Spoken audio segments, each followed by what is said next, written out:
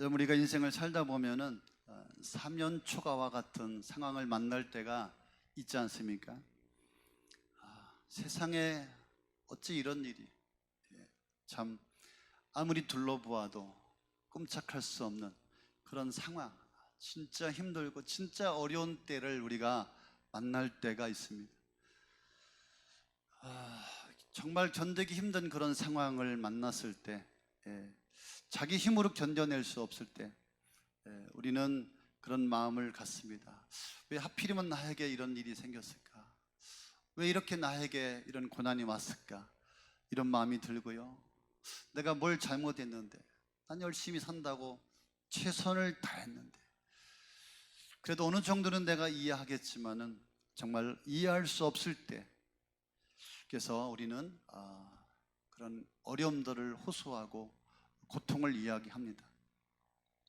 고통도 환난도 어느 정도지, 정말 희망이 남지 않았을 때 정말 죽고 싶을 때가 있어요. 그만두고 싶고 포기하고 싶고 모든 것을 던져버리고 싶은 그런 때가 있습니다. 저도 목회하면서 지금도 많은 성도들에게 그런 이야기를 듣습니다. 정말 아픔의 소리, 절망의 소리, 괴로운 소리, 낙심의 소리를 듣습니다. 여러분들도 인생을 살면서 그런 경험들을 하셨을 것 같습니다. 여러분들은 어떻게 이겨내셨습니까? 그런 일을 당했을 때 우리는 어떤 생각과 또 우리 입으로 어떤 말을 하고 있고 어떤 행동을 하고 계실까요? 여러분, 어떻게 이런 어려움 가운데 극복하고 견뎌내셨습니까? 오늘 사도 바울이 자기도 이런 경험을, 이런 고난을 겪었다라고 이야기하고 있습니다. 극심한 고난을 당했다. 정말 죽을 뻔했다. 죽을 것 같았다. 너무 힘들었다라고 오늘 고백하고 있습니다. 그래서 그가 세 가지를 이야기하고 있죠. 오늘 8절 9절의 말씀해 보니까 힘에 겹도록 심한 고난을 당했다. 힘에 겹도록 자기 힘으로 감당할 수 없는 얼마나 어려운 일을 당했다 이 말이죠.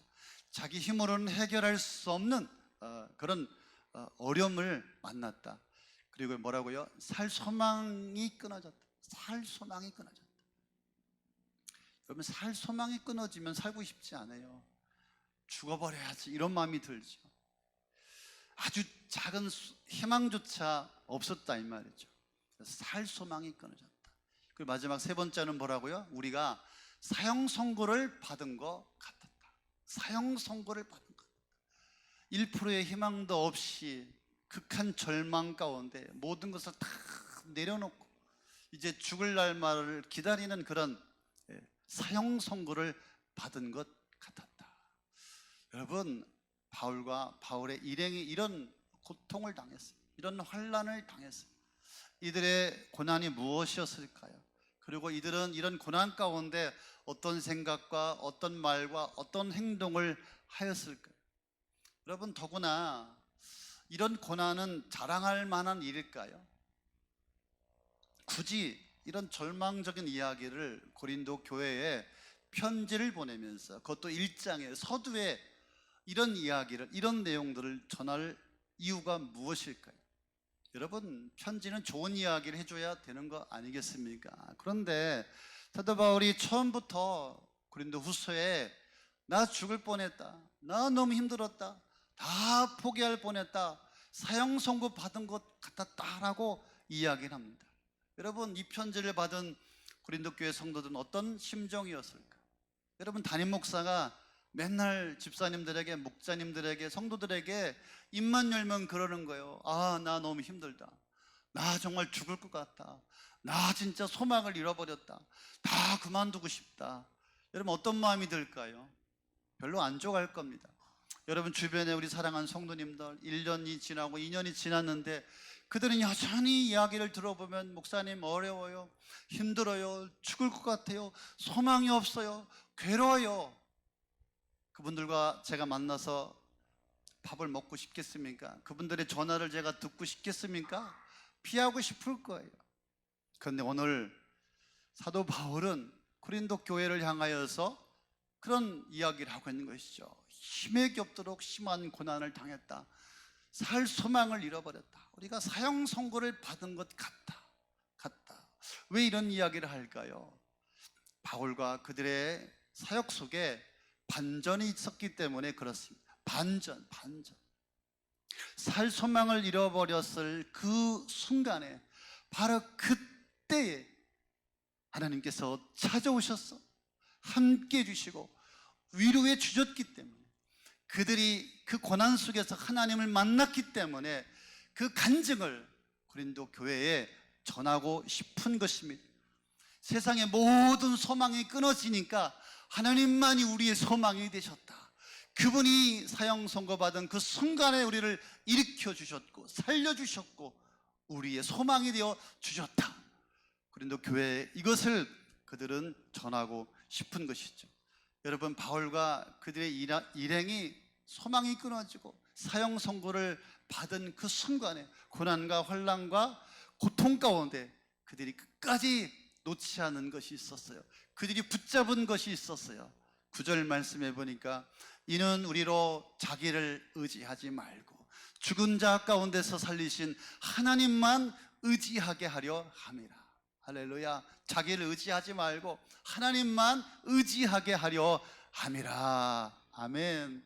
하나님께 소망을 두었더니, 하나님만 의지했더니 하나님께서 그 모든 어려움 가운데 소망을 주시고 다시 일으켜 주셨다. 여러분, 우리가 인생을 살면서 고난을 당해요. 환난을 당해요. 내 뜻대로 제 마음대로 됩니까? 어젯밤에도 여기 제가 달리기 합니다. 아침에도 달리기, 저녁에도 달리기. 왜? 인생이 좀 답답하니까. 그래서 두 친구가 여기서 벤치에 앉아서 맥주를 먹으면서 그 얘기를 하는 거예요. 내 뜻대로 안 된다, 힘들다, 그래서 스트레스 받고 있다, 얼마나 짜증나는지 모른다. 그렇습니다. 여러분, 세상 일은 내 뜻대로 내 마음대로 안 됩니다. 그런데 우리 하나님의 사람들은 그 순간에 놓치지 말아야 될 것, 우리가 꼭 붙잡아야 할 것이 있습니다. 그것은 무엇입니까? 끝까지 하나님을 붙잡는 거예요.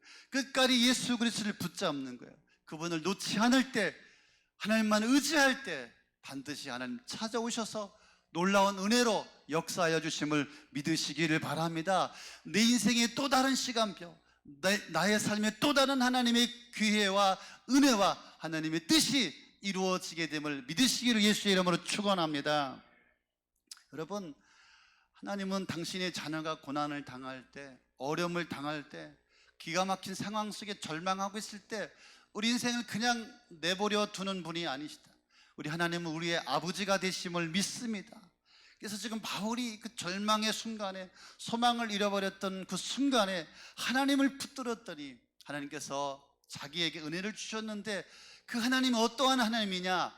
그 하나님은 바로 위로의 하나님이시다. 모든 위로하는 힘이 되신다, 모든 위로하는 힘이 되신다라고 그가 고백하고 있는 것입니다. 본문의 말씀에 보니까 위로라고 하는 단어가 10번이나 반복되고 있어요. 위로의 하나님이 위로케 하신다, 위로하려고, 위로의 하나님, 위로의 하나님, 위로의 하나님.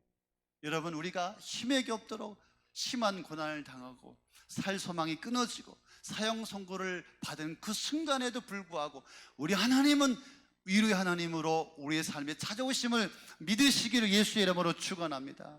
아멘, 아멘. 그래서 위로라고 하는 말은 어떤 말입니까? 다른 사람이 나를 향하여 격려하는 말, 응원하는 말. 걱정하지 마세요, 다 잘 될 거예요, 좋은 일이 일어날 거예요. 요즘엔 거꾸로 목사님이 성도를 위로해야 되는데 우리 권영선 집사가 목사님한테 목사님 힘내세요, 걱정하지 마세요, 다 잘 될 거예요. 제 머릿속에 다 잘 될 거예요. 진짜 그럴까?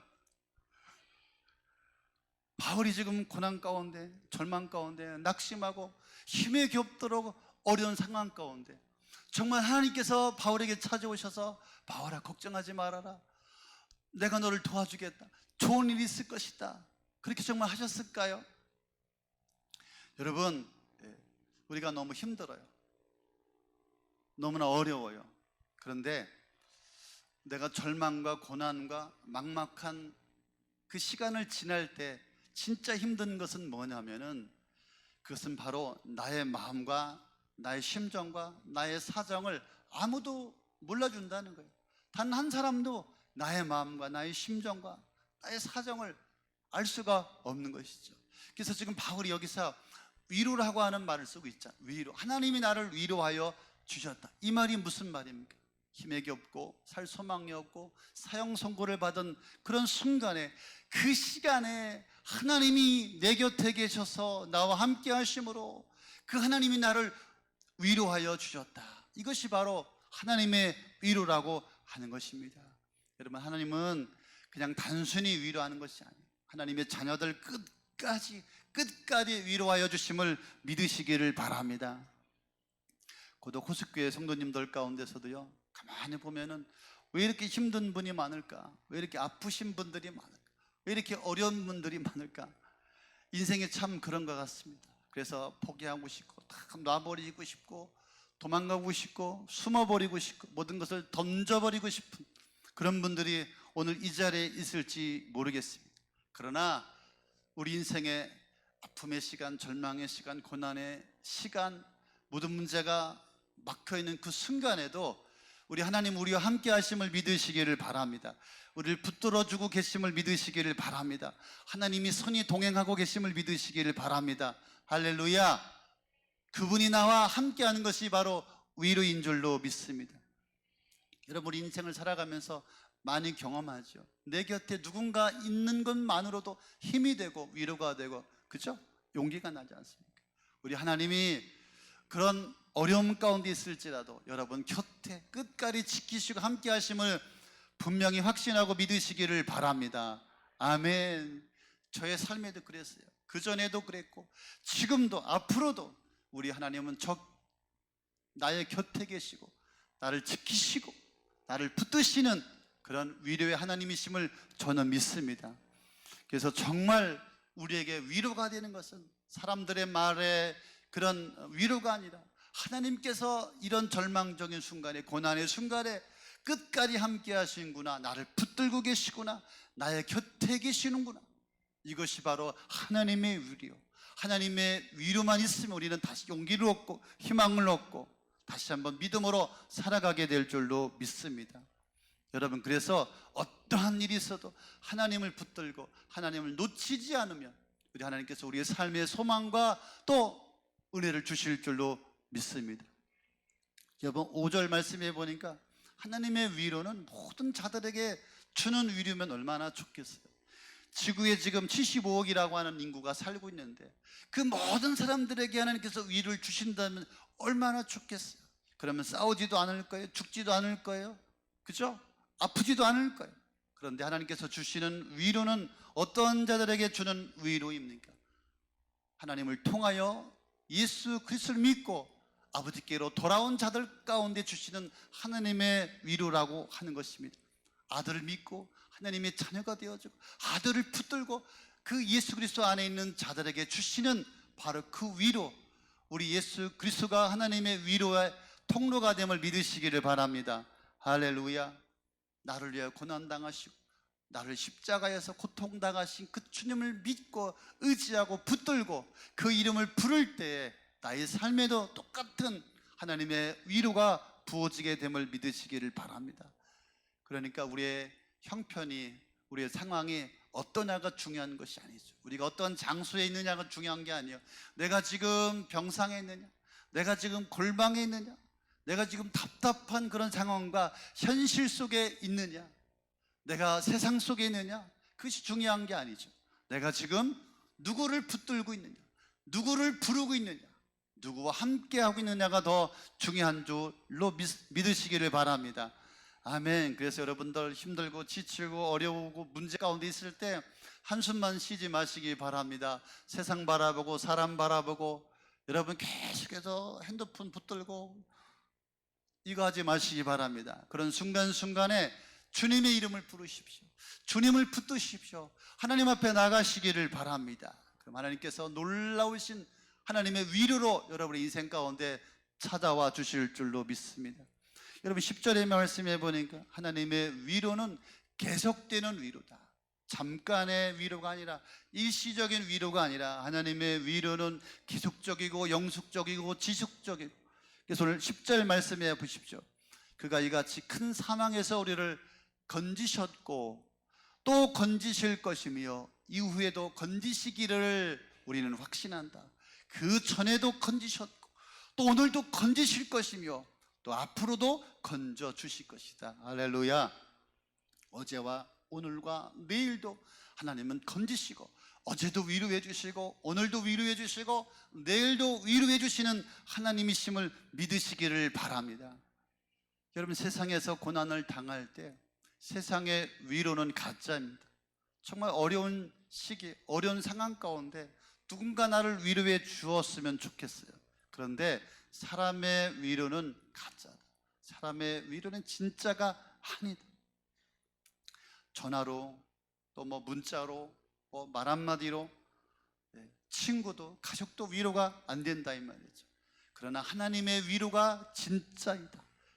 하나님의 위로는 일시적인 것이 아니라 계속되는 위로다. 어제도 힘들었는데 지나고 보니까 하나님이 위로해 주셔서 견뎠고 오늘도 지금 힘들고 어려운데 오늘도 하나님이 위로해 주셔서 오늘도 견뎌내고 있고 진짜 힘은 드는데 기뻐요. 힘은 드는데 감사가 있어. 어쩌지 힘드는데도 절망하지 않고 낙심하지 않고 우리 마음 가운데에 기대가 있어요. 왜? 하나님이 지금도 위로하고 계시고 내일도 모레도 우리가 천국 가는 그날까지 우리 아버지는 우리를 위로해 주심을 믿으시기를 바랍니다. 여러분, 낙심하지 마십시오. 절망하지 마십시오. 괴로워하지 마시기 바랍니다. 하나님은 위로의 하나님으로 여러분 가운데 천번만번 위로하여 주시고 우리 함께 하시는 하나님이심을 믿으시기를 바랍니다. 한 주간 어떻게 사셨습니까? 힘들게 지내지는 않으셨습니까, 여러분? 살 소망까지 꺼져가는 그런 고난 가운데 있는 성도들이 우리 주변에 얼마나 많은지 모릅니다. 그래서 오늘 고작 후수교회 가운데 하나님 아버지 당장 하나님의 위로가 필요한 자들이 얼마나 많은지 모릅니다. 하나님 한 사람 한 사람 위로하여 주시옵소서. 여러분, 어디에서 위로를 받습니까? 누가 나를 위로해 주지? 그런 가사도 있지 않아요? 여러분, 지금 여러분들이 위로받고 있는 그 위로는 정말 희망적이고 소망적인 위로가 됩니까? 여러분, 가짜에 속으면 안 돼요. 내가 지금 힘들어요, 어려워요, 절망 가운데, 고난 가운데 진짜 깝깝한 그런 상황 속에 있어요. 그때 친구들이 찾아옵니다. 야, 너 힘들지? 내가 술 한 잔 사줄게. 그래서 밤새 술 먹고 막 노래방 가서 막 밤새 노래 부르고 막 아침에 막 어젯밤에 먹은 거 다 또 한번 확인하고 위로가 될까요? 너 힘들지 어렵지? 내가 맛있는 거 사줄게. 막 가가지고 막 고기 사주고 막 배 터지게 먹고 살만 뒤룩뒤룩 찌지. 그게 위로가 될까요? 요즘엔 또 여행이 또 대세예요. 여행 가면 또 위로가 될 거예요. 저도 그런 마음이 있어요. 저를 좀 빨리 여행을 좀 보내주세요. 그 여행 갔다 오면 진짜 위로가 될까? 나아질까? 조금은 도움이 될지 모르겠어요. 그러나 가짜에 속으면 안 돼요. 우리를 위로해 주시는 분은 바로 하나님밖에 없어요. 하나님의 위로가 진짜인 줄로 믿으시기를 바랍니다. 아멘. 다시 한번 하나님께 주시는 진짜 위로받고 여러분 지금 고난 속에 절망 속에 아픔 속에 상처 가운데 갑갑하고 답답한 그 순간 가운데 다시 한번 일어나시기를 바랍니다. 오늘 말씀해 보니까 우리의 모든 환난 중에 우리를 위로하사 우리로 하여금 하나님께 받은 위로로서 모든 환난 당하는 사람들을 능히 위로하게 하시는 하나님이시다. 여러분, 성경에 오늘 분명히 말씀하고 있습니다. 하나님이 우리를 위로하고 환난 가운데 우리를 위로하여 주셔서 우리로 하여금 우리가 받은 하나님의 위로로 또 다른 고난당하고 환난받은 사람들을 위로하게 하여 주신다라고 말씀하고 있습니다. 여러분이 먼저 하나님의 위로를 받아야 다른 사람도 살리고 다른 사람도 위로할 수가 있는 것입니다. 여러분, 예수님은 끝까지 붙잡고 끝까지 예수님의 이름을 부르면 주님께서 여러분 삶에 놀라운 위로로 함께하여 주실 줄로 믿습니다. 끝까지 붙잡는 거예요. 마음속에 다시 고백하는 거예요. 그 이름을 놓치지 않는다면 우리 아버지께서 반드시 그 모든 문제를 해결해 주시고 우리 삶의 어려움들을 우리 아버지께서 도와주시고 우리가 예수님을 붙잡고 있을 때 그 위로를 통하여 하나님의 응답과 하나님의 기적이 있음을 믿으시기를 바랍니다. 아멘. 그래서 10절에 그렇게 말씀하고 있죠. 하나님께서 이전에도 나를 지켜주시고 지금도 나를 지켜주시고 앞으로도 우리를 지켜주신다. 우리가 한번 생각해 보십시오. 지금 어려워요, 절망스러워요, 고난해요, 깝깝해요, 답답해요, 내 힘으로 해결할 수 없는 그런 문제 가운데 우리가 지금 주저앉아 있어요. 그런데 돌아보면 이 시간 우리가 이 자리에 앉아 있는 것은 과거에 지난 시간에 우리 가운데 은혜를 주시고 함께 하시고 위로하여 주셔서 오늘 우리가 이 자리에 있는 줄로 믿습니다. 우리가 우리의 노력으로, 우리의 힘으로, 우리의 공로로 지금 이 자리에 있는 것이 아니라 지난 시간에 우리 아버지께서 놀라운 은혜를 주셨기 때문에 이 자리에 있는 것입니다. 그래서 내일도 또 다른 하나님의 은혜와 함께 하심으로 역사하심을 기대하고 믿을 수 있기를 바랍니다. 아멘. 그래서 내가 위로받아야 우리 가족도 내 주변도 살리게 됨을 놓치지 않기를 바랍니다. 우리를 위로하시는 하나님의 목적이 있어요. 하나님의 계획이 있어요. 하나님의 뜻이 있어요. 내가 그 위로를 받아야, 그 위로 속에서 하나님이 기적과 응답과 축복을 받아야 내가 또 다른 사람을 위로하고 격려하며 하나님 앞에 쓰임받게 될 줄로 믿습니다. 이러한 자들이 이 교회 가운데 많이 일어나길 소망합니다. 어렵지 않은 사람이 없어요. 힘들지 않은 사람이 없어요. 다 어렵습니다. 고통스럽습니다. 절망입니다. 그러나 그 속에서 하나님의 위로를 붙잡고 위로를 받고 응답받아 또 많은 사람들을 일으키는, 그렇게 하나님 나라에 쓰임받는 자로, 그런 통로로 주께서 역사해 주시기를 소망합니다. 그래서 하나님의 위로가 모든 것을 이기게 하여 주실 줄로 믿습니다. 그래서 위로의 결과 모든 것을 이기며 견디는 능력을 우리가 공급받게 될 줄로 믿습니다. 하나님의 위로가 임하면 우리 삶에 있는 모든 문제가 해결될 줄로 믿습니다. 경제적인 문제도 해결될 줄로 믿습니다. 건강의 문제도 해결될 줄로 믿습니다. 하나님의 위로가 먼저 우리에게 임하면 우리는 견디며 일어나며 승리하게 될 줄로 믿습니다. 그래서 이사야 선지자에게 우리 하나님께서 내 백성들을 위로하라, 내 백성들을 위로하라. 우리가 하나님의 위로를 받을 때 그 위로가 임하면 모든 것을 견디며 이기며 또 풀어지는 하나님의 기적의 역사가 있을 줄로 믿습니다. 하나님의 위로만이 살 길인 줄로 믿습니다. 한 주간 동안도 하나님의 놀라운 위로가 여러분의 가정에, 여러분의 심령에 있기를 소망합니다. 여러분, 하나님의 위로는 어떻게 받는 걸까요? 하나님의 말씀을 들어야 돼요. 말씀을 붙잡아야 돼요. 말씀을 통하여 나의 삶에 위로가 있는 것입니다. 어떤 성도님이 주중에 갑자기 이분이 뜬금없이 헌금을 하셨어요. 큰 액수를. 제가 깜짝 놀랐어요. 알고 봤더니 이분이 진짜 지금 인생이 어려워요. 정말 죽을 것 같아요. 정말 자살하고 싶고 우울증도 걸려있고 너무나 힘든 상황 속에서 목사님의 말씀을 유튜브로 듣다가 큰 은혜를 입고 위로받고, 그 전에 하나님 앞에 서원했던 것이 생각이 나가지고 그 순간을 놓치지 않고 내가 헌금해야 되겠다, 헌금했다고 그래요. 그래서 이분이 다시 힘을 내고 용기를 내고, 그래서 제가 전화해서 또 다시 격려하고 또 제가 축복해 주었습니다. 여러분, 하나님의 말씀을 들어요. 엉뚱한 거 듣지 말고, 쓸데없는 거 듣지 말고 하나님의 말씀, 하나님의 음성을 들을 때 우리는 위로받고 은혜를 입고 소망을 얻고 다시 감당하며 견디며 모든 고난 가운데 또 이겨내게 될 줄로 믿습니다. 한 주간 말씀을 들으며 읽으며 묵상하며 주의 음성 가운데 위로받고 승리하는 여러분 되시기 예수의 이름으로 축원합니다. 아멘. 우리